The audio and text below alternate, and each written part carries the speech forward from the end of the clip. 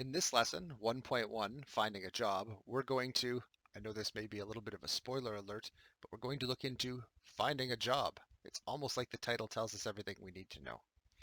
We're going to start off with some stuff that is not particularly mathematical in nature, meaning that there's not going to be much number crunching, but this is going to relate on to the next lesson that we're going to do and several lessons after that working forward.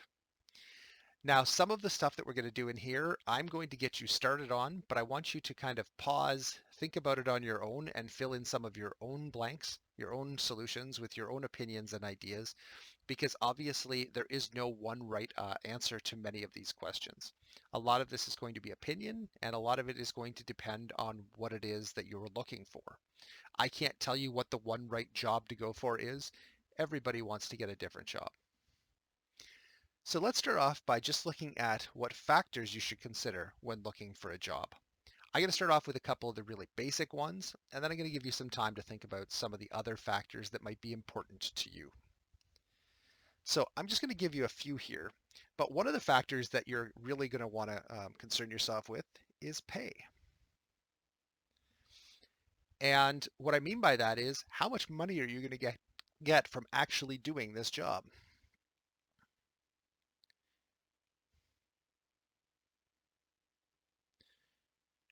And obviously, for most people, that's why you're getting a job, is to make money. So that should be one of the major factors that you might look at it. It shouldn't be the only factor though. I'm going to give you a hint. I'm not going to give you any of the others, but are there any things that are related to pay that might be something that you would look for in a job? So say for instance, you are working at a video game store. Could you receive anything other than actual regular pay that might be something that would save you money instead of necessarily paying you money? Okay, another one that people often overlook, and it's pretty important, is do you enjoy the work?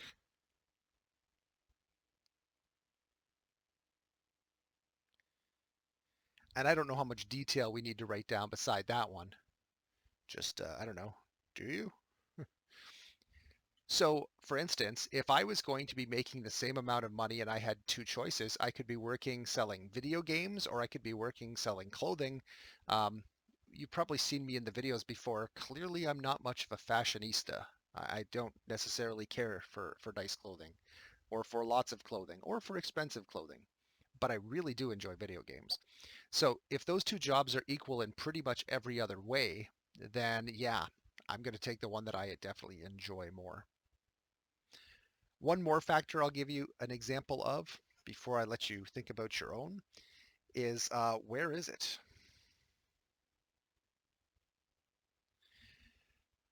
Now, for instance, if I can get a job, two jobs that are similar, one of them is just down the street from me and I can walk there in 5 minutes. The other one is half an hour away by car and I'm going to have to spend a whole bunch of money on gas.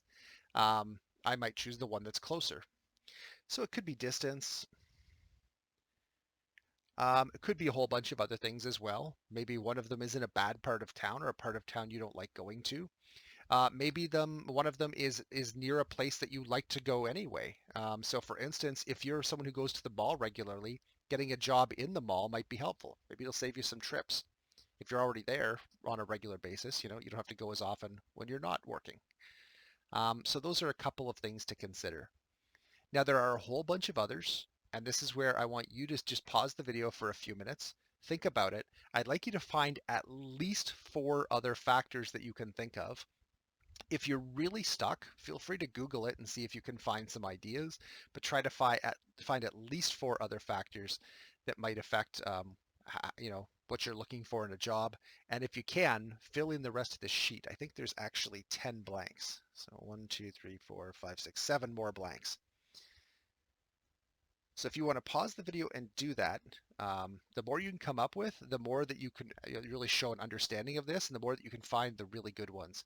So a couple things to keep in mind are things that are related to these ones.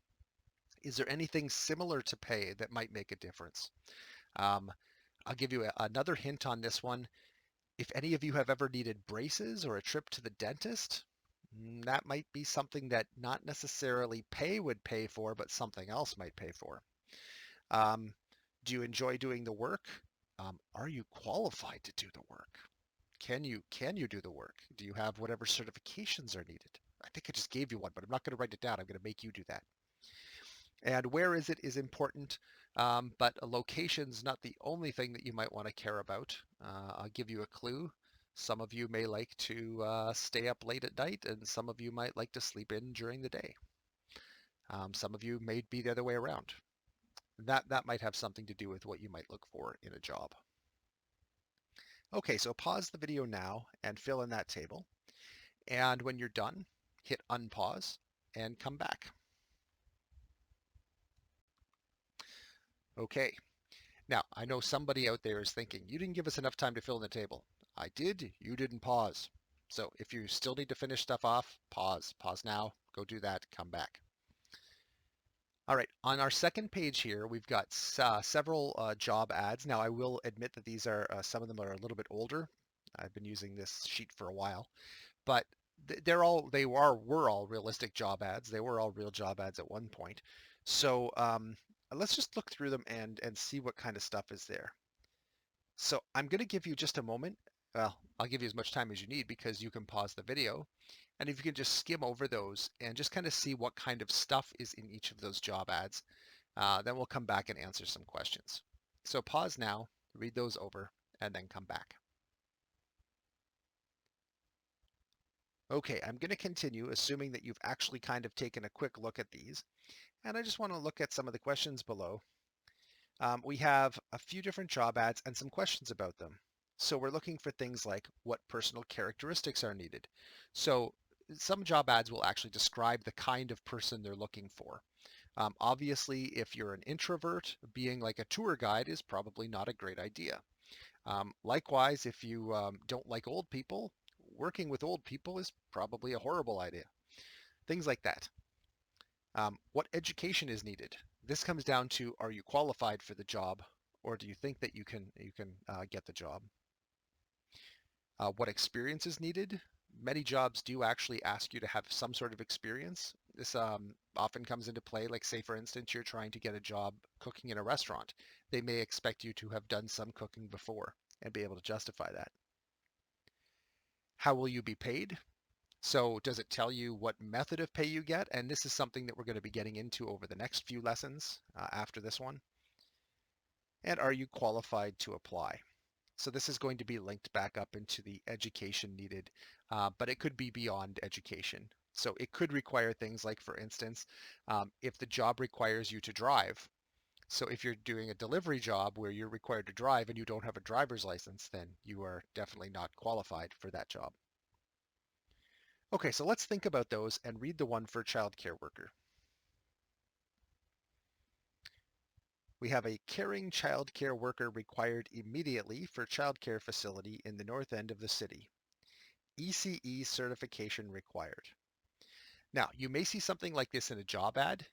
There's a couple of things that you can do. If you know what ECE is, that's fantastic. And if you don't know what ECE is, type it into Google and see if you can figure it out. If you don't know what the words mean, definitely don't go into the interview for that job.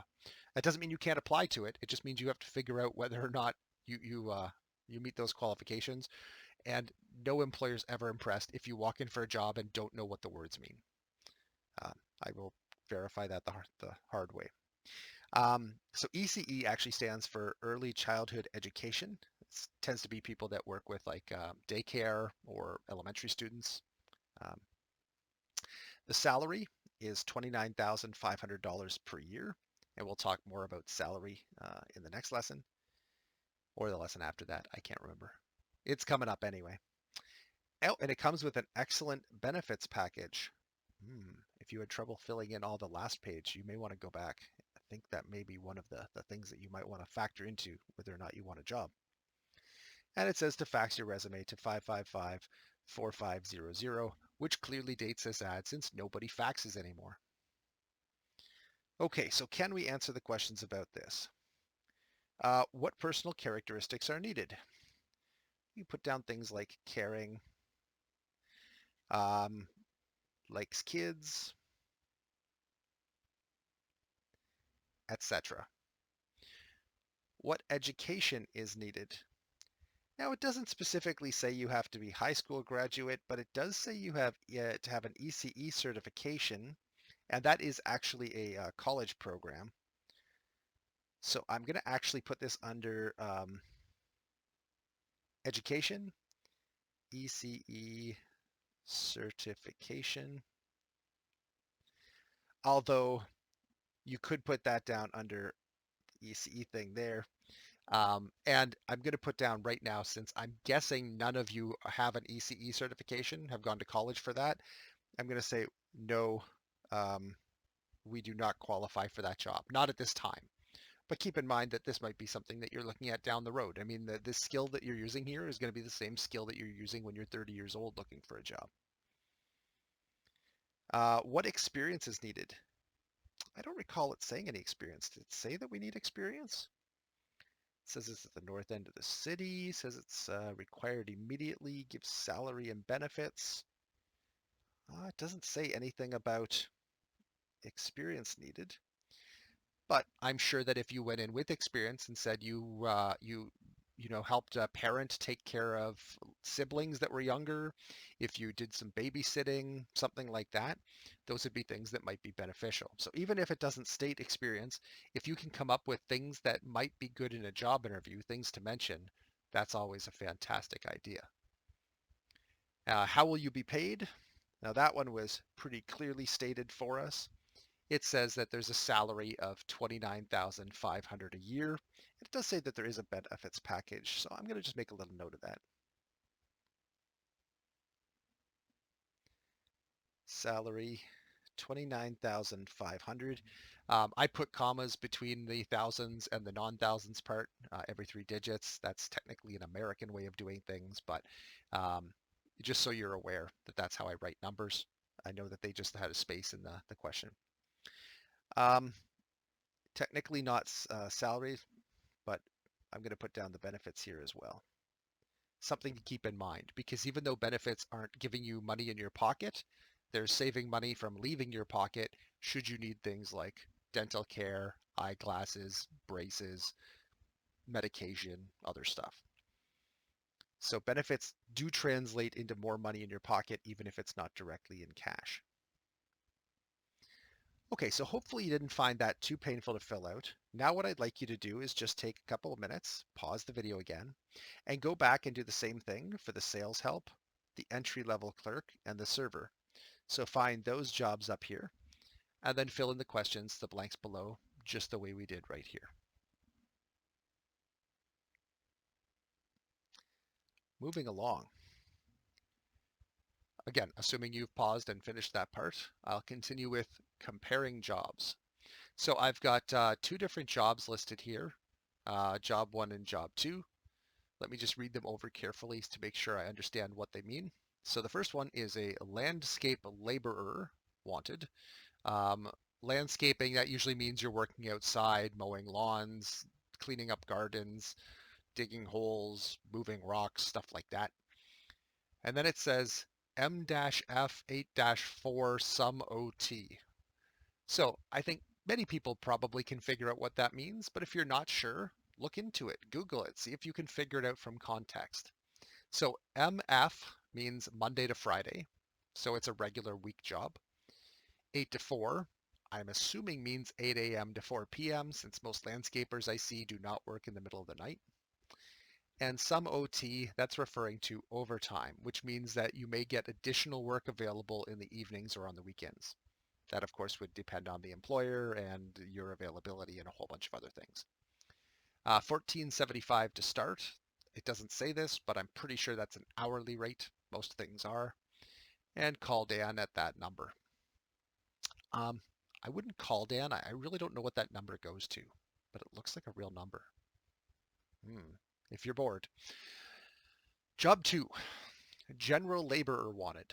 Okay, so general labor usually just means anything that they want you to do that requires physical work. Now, this one is mostly landscaping with some lifting, so it sounds like it could be similar to job 1. It's $16 an hour. Well, that's not too bad. That's a little better than the other one. 30 to 40 hours a week. Now, just going back to the first one, 8 to 4 is 8 hours, and that's 5 days a week. So that's a 40-hour work week.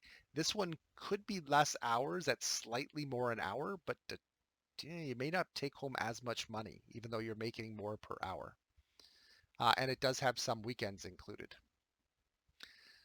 Okay, so for those of you who enjoy your weekends, maybe that job is not as enticing as the other one. Okay, question 1.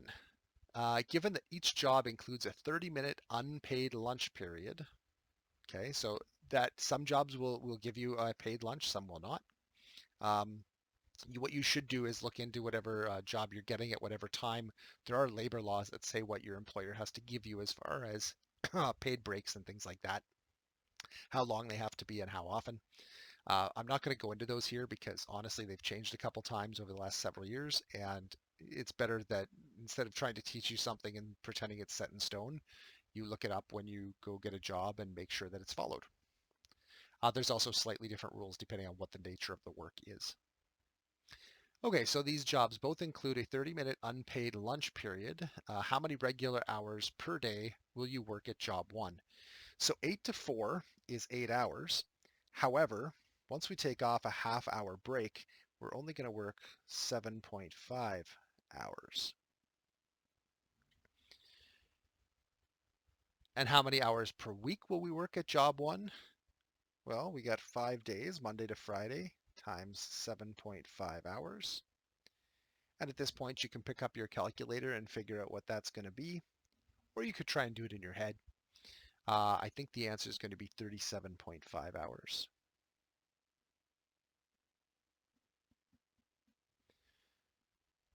Okay, so that's a decent number of hours to work in a week. That's considered a normal full-time job. Question 2. Gross pay is an employee's total earnings before any deductions are taken off. And by the way, we're going to talk more about deductions in a later unit. There are a whole lot of them. You should understand what they are, but for now, we're just going to say that whatever you earn, your paycheck will be for less than that because things do get taken off. So gross pay is before it's taken off. Incidentally, net pay, which we'll talk about more again later as well, net pay is what you actually get to take home of your earnings. And then deductions are things, usually taxes, things like Canadian pension plan, employment insurance, things like that will come off. And there are other deductions as well, but those are usually 3 of the bigger ones. Okay, calculate the gross pay for 1 week's work at job 1. So just to go back up really quickly, we were told that job 1 paid $14.75 per hour. So that's going to be $14.75 per hour times 37.5 hours. And that one has got too many decimal places in it for me to work out in my head. So I'm going to pick up my calculator and do 14.75 times 37.5. And I would recommend that you do the same and follow along and double check my work because I do make typos the same as any other human being. I do hit the wrong number on my calculator from time to time.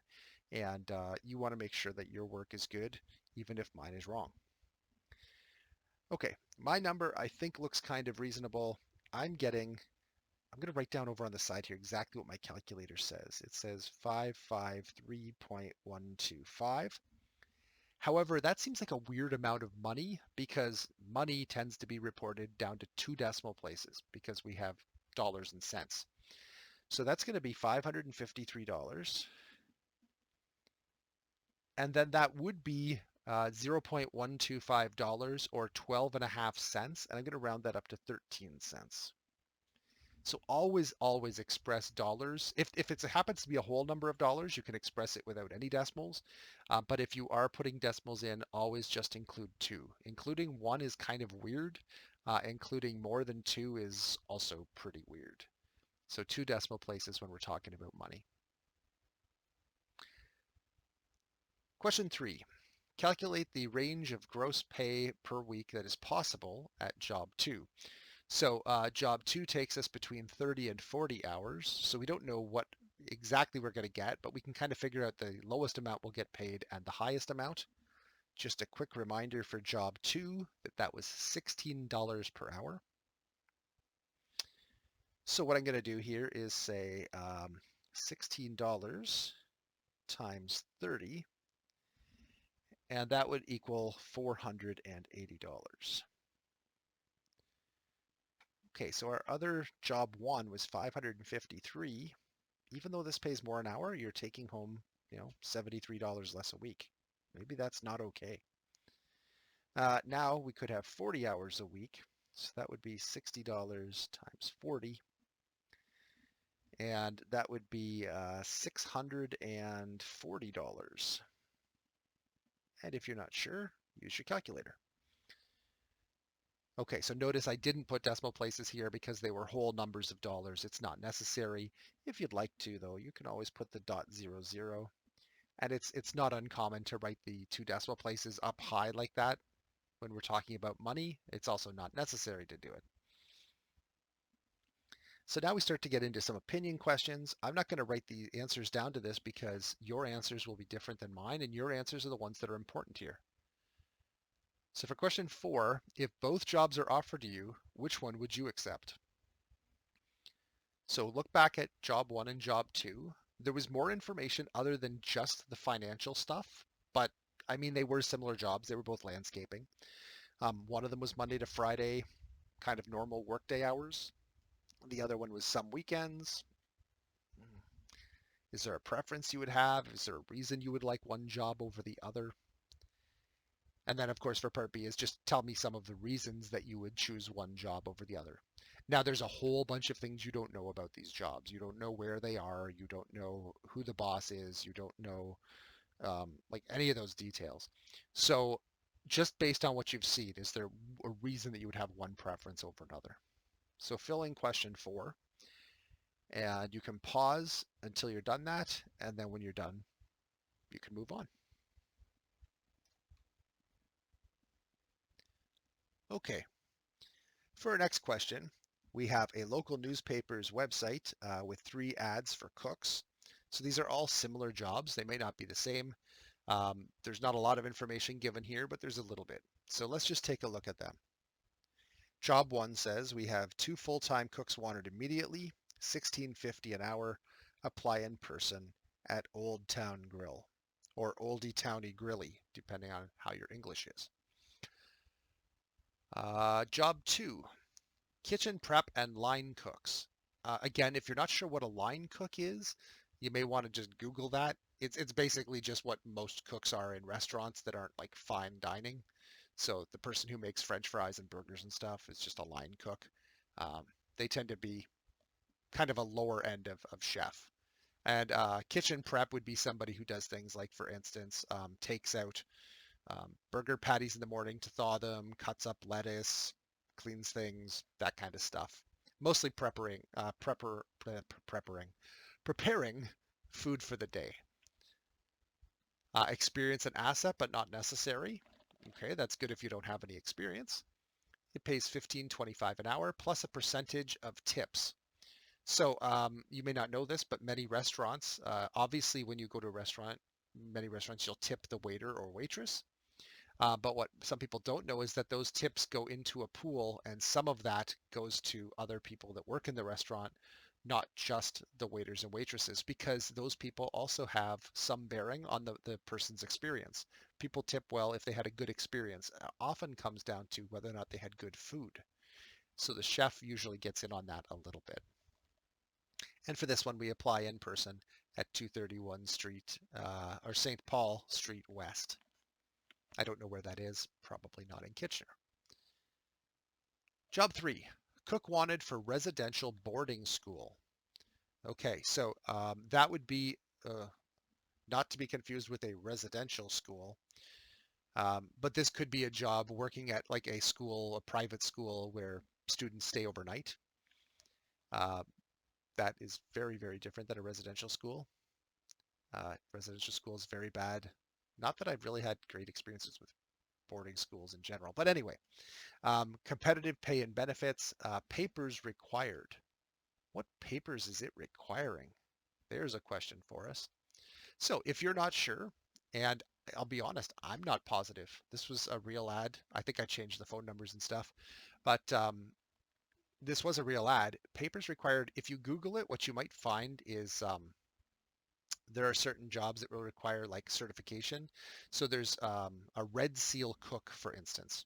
So I think that's what they're referring to by papers. They want Red Seal training. So that basically means somebody who's done some training to be a chef, not necessarily so that they can make fancy dishes, but so that they know basics of food safety and food preparation. And that one, fax your resume to that number, attention HR. HR stands for Human Resources, which is usually the department that goes through the hiring process. So for each of these jobs, come up with 3 things that you'd ask about in an interview that are important to the job. So again, this is going to be pretty different for everybody. So we're going to do one together and I'll let you try the other 2 on your own. Try not to ask something that has been answered in the ad, but something that matters to you. So for instance, question 1 or job 1, 2 full-time cooks wanted immediately, $16.50 an hour, apply in person at Old Town Grill. I'm going to go on the assumption that the location that I'll be working at is the Old Town Grill. So I probably know where the job is. I know how much it pays, and I know what the job is. It's a cook. Now, full-time cook means that it's probably around 40 hours a week, give or take a couple hours, but I don't necessarily know when those hours are. So maybe that's a question worth asking. When are the hours? Because somebody working days is, well, for instance, if you have children, working days versus working evenings versus working nights, a big difference. Likewise, if you have a hobby. So for instance, while you're in high school, if you're looking for a job, you probably aren't looking for a job that's 8 to 4. You're probably looking for something evenings and or weekends. There's a whole bunch of reasons why you might look at different hours, but that would be a question worth asking. What else could you ask about this job?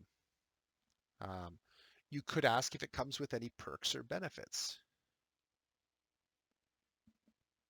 Now, I will tell you that in general, uh, benefits, you're probably not going to get that in a job like this. But again, that's more of an experience thing. You'll kind of get a hang for which jobs may have benefits and which ones won't. If it did, it would probably have mentioned it. But there might be perks. So that might be something I might actually focus on in the interview. Are there any perks to this job? Do I get a discount while I'm working? Do I get a discount if I come in on the weekend with my friends? Um, is there a oh, actually, here's another question. Is there a possibility for overtime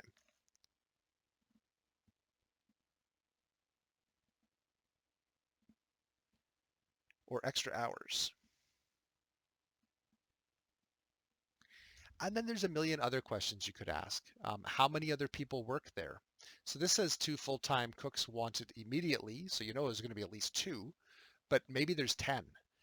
Now, one advantage to working at a place that has a lot of employees is that it's usually easier to get more hours if you're looking for more hours, and it's usually easier to get time off if you're looking for time off.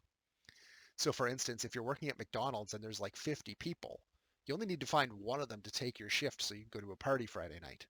And likewise, if you're looking for extra work, someone's going to want a day off. So you just tell them you're willing to work their shifts for them. If you're working at a place that only has 2 employees, if they're busy the same night you want off, you're stuck. Likewise, if you want extra time and so do they, you're not going to get any. So there's a whole bunch of things you could possibly ask, and I'll let you decide what those are for the remaining 2 jobs. So fill those out just like we filled out this one.